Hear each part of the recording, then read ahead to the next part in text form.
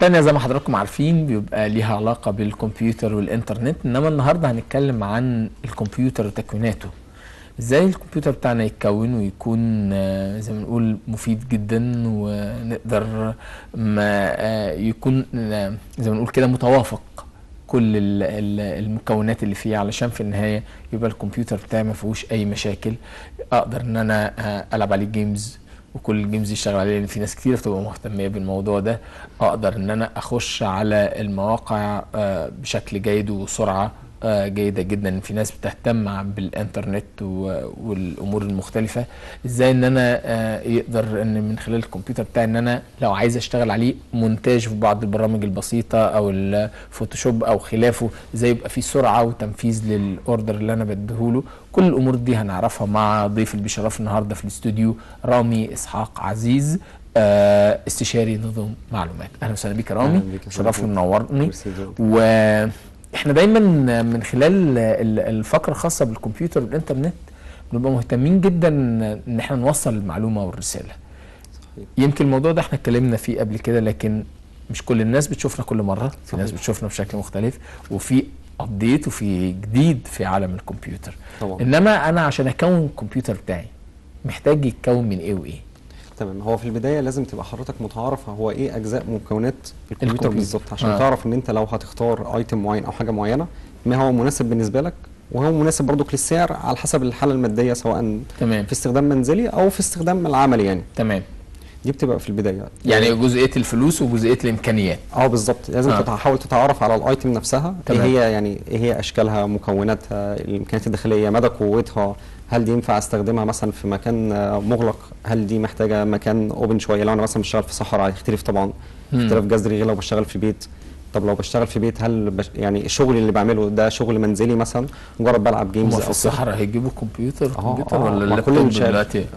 لا في كده بص يا استاذ محمود، في كده وفي كده اهوت، بس بتختلف شويه من اللابتوبس للديسكتوب. ان الديسكتوب دايما بيبقى اقوى من اللابتوب.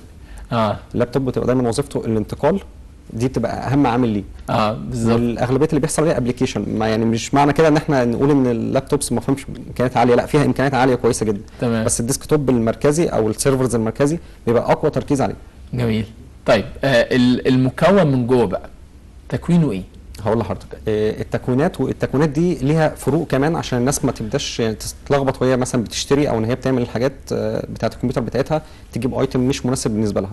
في لو عرضنا حاجه من السلايدز الموجوده عندنا. تمام. في بيبقى اول حاجه الكيس اللي هي الباكج اللي بتبقى من بره، اللي هي بتبقى معدن. كويس. في كيس بتبقى عاديه وبتبقى سعرها رخيص وامكانياتها مش عاليه جدا، وفي كيس بيبقى فيها فيتشرز اعلى بكتير تقدر تفيدك مستقبليا وما تضرش حاجه. إيه؟ يعني ايه الفرق؟ يعني الكيس هيتفيدني في ايه؟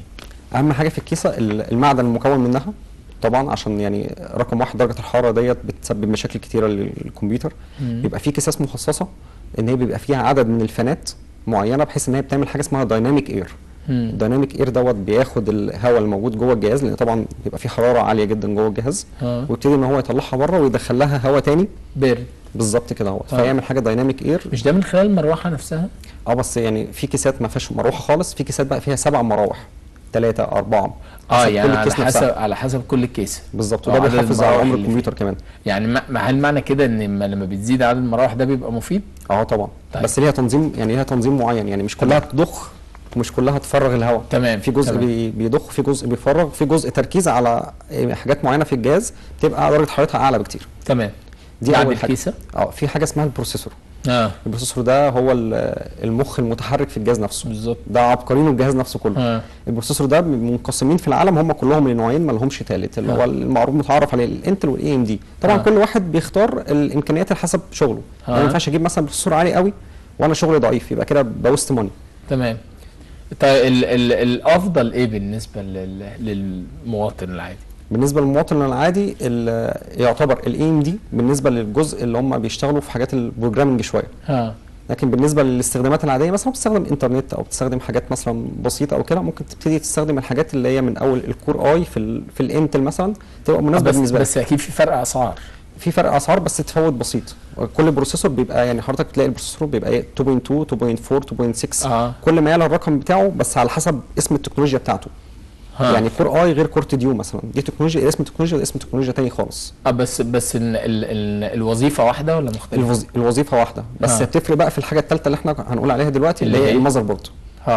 المذر بورد ديت يعني هي اللوحه الام بتاعه الجهاز، دي اللي بنركب فيها كل الكروت وبقيه الحاجات الثانيه المكونات في الجهاز. تمام. ودي اللي بتركب في الكيسه حتى نفسها. حتى الناس لما بتيجي بالظبط.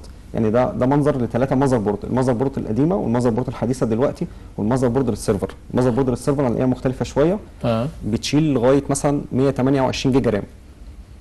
دي مش موجوده في الاجهزه اللي هي العاديه. كويس. فاللي بيشتغل على مذر بورد عاليه شويه في الشركات او المؤسسات زي ما اتكلمنا المره اللي فاتت، فبيضطر ان هو بيجيب المذر بورد دي، ما يجيبش مذر بورد اللي هي حالها مش جيد وما تشيلش امكانيات عاليه، مش هتأدي له الشغل بتاعه عالي. كويس. ودي ليها يعني المذر بورد ليها زي ما نقول توافق مع الرامات وسرعه الرامات. بالظبط كده.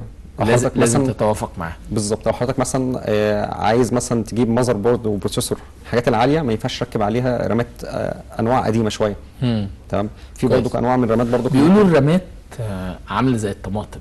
بالظبط. يعني بجد فعلا فاكر يعني بتتجنن احيانا يبقى سعرها عالي قوي. بالظبط. واحيانا تبقى سعرها نازل. الرامات والهارد ديسك، الرامات والهارد ديسك الاثنين دول بيبقوا مختلفين في اسعارهم، بالذات عشان هم اخف واكتر حاجات عليها اقبال وشراء. هم دلوقتي ايه مش متجننين زي الطماطم. مش كويسين طبعا. الحركه اللي حصلت بتاعت الدولار والكلام دي برضو احنا امتى بيهدى اسعارهم؟ ولا هو الدولار لما بينزل؟ ايه؟ الدولار لما بينزل، لما الدولار ينزل. تمام. لما يبقى في تكنولوجيا جديده، يعني دي حاجه يعني المواطن ما يعرفهاش قوي، لما بتنزل تكنولوجيا جديده في السوق، التكنولوجيا اللي قبلها اسعارها بتنزل خالص. لو هي لسه بتتصنع، يعني لسه بتتصنع وبتتصدر وبتوصل لكل الدول، اسعارها بتنزل خالص. كويس. لو وقف تصنيعها اسعارها بتعلى اكتر من الحاجات التكنولوجيا الجديده، لان ايتم رير مش موجود. طيب تمام. بعد المذر بورد في بقى الهارد ديسك. الهارد ديسك دوت يعني من اهم العوامل اللي في الكمبيوتر كلها، لان ده اللي اتكلمنا عليه المره اللي فاتت، بيحمل الداتا بتاعتنا، المخزن. بالظبط كده. ده الستورج بتاعنا كله. كويس. الهارد ديسك ده في منه يعني انواع 2 الكل بيستخدمهم العادي بغض النظر عن الانواع الثانيه. يعني ده شكل الهارد ديسك من جوه، ده الاول واحد ده الاي دي، وده الساتا. الاي دي ده يعني بطيء شويه، تكنولوجيا قديمه. الساتا هو المتعارف عليه والكل شغال بيه، وده اللي منتشر دلوقتي. وده حتى الشكل الهارد ديسك من جوه، الشكل ده زي ما حضرتك كده شايف. الاسطوانه ديت هي دي اللي بيبقى عليها اوريدي انترنال الداتا بتاعتي، ودي الابره اللي بتقرا الداتا بتاعتي موجود. عشان كده لما في ناس بتستغرب يعني ايه باد سيكتور بيحصل من اضرار الكمبيوتر اللي بتحصل، بيبقى الهارد ديسك مثلا اتخبط او وقع من شخص او حاجه، فالابره دي بتلامس الميديا بشكل معين فبتسبب دمج فيه، فالهارد ديسك ممكن ما يشتغلش او ممكن يشتغل ويبقى بطيء والداتا تبتدي يبقى فيها بالظبط بشكل كبير جدا. تمام. طب دلوقتي في يعني الهارد ارقامه ارتفعت قوي. هو بقى اعلى حاجه 8 تيرا لغايه دلوقتي، مساحته كبيره وفي نفس الوقت احيانا فلوسه بتبقى كتيره. بالظبط. فانا عايز اعرف دلوقتي يعني افضل مساحه وانسب مساحه اللي هي كام؟ من اول 500 جيجا عشان يبقى يعني بتكنولوجيا الساتا الجديده. لان الهارد ديسك فيه حاجه يا ريت حتى الساده المشاهدين ياخدوا بالهم منها وهم بيشتروها، في حاجه اسمها ميجا بافر بتبقى مكتوبه على الهارد ديسك، سرعه دوران الميديا وقرايه الميديا بالنسبه للجهاز. كويس. الميجا بافر ديت كل ما تعلى كل ما يبقى السرعه والترانسفير ريت بتاع الداتا، نقل الداتا مثلا او التحرك بتاع الداتا باي شكل من الاشكال في الجهاز، حتى لو مثلا لو كان بيلعب حتى دي مهمه جدا بالنسبه له. فبيلاقي مثلا في 8 فممكن يشتري هارد ديسك 500 8 ممكن يشتري في 16 في 32 في 64. كل ما يعلى في الميجا بافر كل ما يبقى الهارد ديسك اداؤه اعلى كتير جدا بالنسبه له. طيب البعض بيقول لك يعني كانت طلعت شائعات كده قبل الهارد ديسك ما ينتشر اللي هو 160 قال لك ما تكترش على 160 لان فوق ال 160 الهارد ديسك بيهنج فما تجيبوش. ايه رايك في الشائعات دي حقيقه ولا هقول لحضرتك دي حقيقه في حاجه، لان انت بتستخدم الهارد ديسك دوت اللي بيقراه بتبتدي تتعرف عليه هي المذر بورد.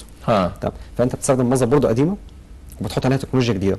هنا الازمه التكنولوجيا الجديده مش قادره تقرا اكتر من 160 جيجا بايت. فكان في مثلا يعني حاجه كده متعارف عليها ان الهارد ديسك ال 160 مش كفاءتها مش عاليه وما بتقراش بشكل قوي. ده كان بسبب ان انت جايب تكنولوجيا عاليه بتحطها على تكنولوجيا قديمه، فالتكنولوجيا القديمه يعني فاهمه اللغه بتاعتها بس مش فاهماها كامله. كويس. كانت هاردات 250 و320 وال500 كانش عمليه في الفتره دي. لما ابتدى هي دي يعني حاجه بسبب السوق. تمام. لما ابتدى الحاجات المذر بوردات الجديده تنزل الموضوع بقى فير بالنسبه لي. طيب انا اقدر اقيم جهازي ازاي؟ يعني انا مثلا عندي جهاز اقيمه جديد ولا قديم ازاي؟ هو تقيمه هو قوي ولا ضعيف؟ ها يعني جديد او قديم، اكيد انت في حاله الشراء لما انت اشتريته لا مش شريته كان انت ممكن تكون اشتريته كان من قوي. سنه وبالنسبه لك يعني احنا دلوقتي انا دلوقتي كمواطن عادي عندي الكمبيوتر بتاعي، عايز اعرف الكمبيوتر بتاعي كويس ولا وحش. هل في تفاوت بينه وبين الاجهزه اللي موجوده دلوقتي ولا لا؟ اكيد اقدر احمل ده ولا ما اقدرش؟ تقدر طبعا. يعني ازاي؟ في يعني مش عايزين يعني مش هنعمل ماركتنج لحد، بس مش هنقول لا مش هنقول، لا احنا متفقين من الاول ان احنا مش هنقول لحاجه، لا خالص مش هنقول اسم الشركات. في ممكن تقدر تعمل ريسيرش على الانترنت على ما بين الامكانيات بتاعتك والاسماء بتاعتها وما بين الموديلات الحديثه. دي حاجه بتبقى سيمبل لو ما فيش حد يقدر يعمل تيست عالي. التيست العالي ان انت ممكن تبتدي تجرب حاجه بسيطه جدا زي جيم. ممكن تجيب مثلا جيم، يعني تشتري جيم او حاجه من الجيمات اللي هي القويه جدا، او برنامج من البرامج اللي هي القويه بتحتاج فيتشرز عاليه، تيجي تشغلها على الجهاز عندك وتشوف هل الجهاز بطيء شويه، هل الجهاز قادر يقراها ولا لا، قادر يشغلها ولا لا. لان في انواع من انظمه التشغيل مثلا بالنسبه للويندوز الشائع للناس، حاجه اسمها 32 حاجه اسمها 64. ده حقيقي بالظبط. 32 يعني سيستم قديم شويه، 64 سيستم اعلى شويه. طيب كارت الشاشه ما بيقول لك ممكن يكون ليه دور في الموضوع ده اهم دور موجود في مصر على فكره. كارت الشاشه ده عشان مختص بالجيمز كمان. لا بجد مين يقول لك انت المشكله عندك مش الويندوز، المشكله عندك انك كارت الشاشه هو اللي عامل الازمه دي كلها. بالظبط، او كارت الشاشه ضعيف عندك مش قادر هنا في اللحظه دي كارت الشاشه هو اللي هيحدد لي. بالظبط. يعني انت ممكن تحل مشكله الجهاز عندك بالنسبه للاجهزه المجمعه، تفرق عن الاجهزه الاوريجينال شويه. ان انت تقدر تغير ايتم واحد بس، مش تغير السي بي يو. يعني مساله الابجريد دي يعني ضروريه جدا حتى للمشاهد هيبقى حتى مركز معانا فيها، ان انت تقدر تغير ايتم واحد بس يعمل لجهازك ابجريد عالي جدا ويديله سرعه عاليه، يديله انتي ليسنج وفيجا وشيدر. يعني اقدر اغير مكون واحد من المكونات اللي موجوده في الجهاز. بالظبط. يقدر ان هو يعليه، مش محتاج انت تسيب الجهاز وتجيب واحد جديد خالص. الفيجا مختص بعرض الصوره وحاجه اسمها الشيدر والبيكس شيدر للمستخدم، يعني مهندس الجرافيك. بالظبط. يعني ده مثال لكروت الفيجا. الكروت الفيجا اللي على اليمين ديت كروت فيجا قديمه شويه اسمها اي جي بي. تمام. ودي منظر الفيجا اللي هي اسمها بي سي اي اكسبريس. واخد بال حضرتك ان في يعني تبريد ليها عالي جدا، يعني في 2 فان وهو كبير جدا، يعني تمام. حاجه تمام حجمها كبير يعني. تمام. فده بيدي شيدر وبيديك اظهار للصوره والرؤيه والكواليتي والبرفورمانس وسرعه الجهاز، وكمان بيبقى فيه ميكرو بروسيسور كمان قوي جدا عن كروت الفيجا الثانيه العاديه التلقائيه. في دلوقتي بالنسبه للكيسه وللمكونات في تبريد بالفريون؟ في تبريد بالفريون وفي بالووتر كمان، ووتر كور كمان. طب ده ايه الوضع بالنسبه لي؟ هل ده افضل يعني ولا مش افضل؟ بالظبط. البروسيسنج هو اكتر حاجه اللي الجهاز محتاج لها تبريد، ده اساسي. تمام كويس. البروسيسور دوت المخرج ده على طول متابع معانا ممكن عنده مشكله. البروسيسنج هو اكتر حاجه محتاجه لها تبريد في الجهاز. في التبريد العادي اللي الناس بتستخدمه هو الفانات العاديه. وهي بالمناسبه التبريد الفانات العاديه ديت قويه وكل حاجه وكويسه، بس حضرتك لو الغرفه اللي انت فيها مكيف، يعني في تكييف. مش لو غرفه ما فيهاش تكييف، والتكييف يبقى ليه درجه معينه كويس عشان يقدر يوصل لبقيه المكونات. في تبريد فريون. تبريد الفريون ده بيبقى عباره عن نفس الفانه بس ليها بايبس، مواسير معينه. تمام. وبيبقى حجمها اكبر بكتير، تركب على البروسيسور بحيث ان هي بتبرد بسرعه، يعني البروسيسور بيسخن درجه عاليه فبيبرد بسرعه اكتر. في التبريد الاعلى بقى هو اسمه ووتر كور. ده بيبقى جهاز كده زي سي بي يو كدهوت، بيوصل ببايبس معينه، بيبقى ساري فيه نوع معين من الميه، وبيوصل على البروسيسنج على طول ومفيش فانات. تمام. بس هو يعني حتى لو هي الحاجه دلوقتي كبيره بكره تصغر، يعني احنا في تطور غير بالزبط. طبيعي بالنسبه للامور التكنولوجيه يعني. طيب انا لما اجي اعمل او اكون كمبيوتر كويس، الفلوس بتاعته اخبارها تبقى كتيره ولا مش قوي؟ يعني اقدر احط مبلغ قد ايه تقريبا؟ بص هو يعني قبل يعني السوق ما يبتدي ان هو يبقى عالي شويه الايام ديت، هو عالي بسبب الدولار. ده فعلا. وكمان اختفاء ايتمز معينه كمان معليه سعره، اللي هي الايتمز القويه. لكن الايتمز العاديه متواجده بشكل كبير. ممكن من اول مثلا يعني 2000 جنيه حضرتك تقدر تطلع، ممكن تعمل جهاز لحد ما كويس. بس على حسب شغلك، يعني هو بيرجع على حسب شغلك. يعني لو حضرتك مثلا بتصفح على الانترنت مش محتاج تجيب امكانيات عاليه. لكن لو حضرتك بروجرامينج او جرافيك، او لو حضرتك مثلا بتلعب جيمز او بتعمل شغل هارد وركر للشركه عندك او المؤسسه بتاعتك، محتاج ان انت تهتم بالجهاز. يعني برضو خلينا نتكلم في البيت في المنزل من 2000 جنيه لكام؟ من 1000 لا لكام دي ممكن توصل ل 38000 دولار كجهاز منزلي. ده على حسب بقى يعني الشخص. دي مفتوحه للشخص. كان يعمل على من حسب 2000 جنيه، الشخص. من 2000 جنيه كويسه جدا، يقدر يعمل امكانيات كويسه، تقدر حتى تسليه، حتى يتفرج على افلام ويلعب جيمز ويستخدم برامج الكلام ده كله. بس بترجع لحاجات اكسسوار شويه، زي حاجات كده ما اتكلمناش عنها، اللي هي الشاشه مثلا. يعني ممكن انا احب اقعد على الشاشه 32 بوصه، فدي تعمل سعر الجهاز معايا 4000 جنيه. تمام. انا ممكن بالنسبه لي فاين شاشه 19 بوصه. في شاشات، في انواع من الشاشات كمان عشان يبقى المشاهد حتى متابع معانا، حاجه اسمها CRT، حاجه اسمها LCD. CRT اللي هي الشاشه الضخمه اللي حضرتك ممكن تبقى عارفها. LCD اللي هي رفيعه، في منها تكنولوجيا متطوره شويه اسمها LED. دي تكنولوجيا اعلى شويه، وبتبتدي تشتغل دلوقتي 3D، يعني انت تقدر في البيت دلوقتي تتفرج على افلام 3D من غير ما تروح السينما كمان. فدي كلها بتغلي ثمن الجهاز او بترخص على حسب امكانيات اليوزر ده. عشان كده دايما بنقول حاول تدور على ايه الانسب ليك والسعر الانسب ليك عشان تعمل بيه جهاز، مش تعمله دلوقتي وترميه بكره، او تجيب حاجات اعلى. يكون في ثقه في الشخص اللي بيجمع لي الجهاز، ده مهم قوي، لان ممكن يقول لي على حاجات ويتعامل معايا بشكل سيء جدا يعني.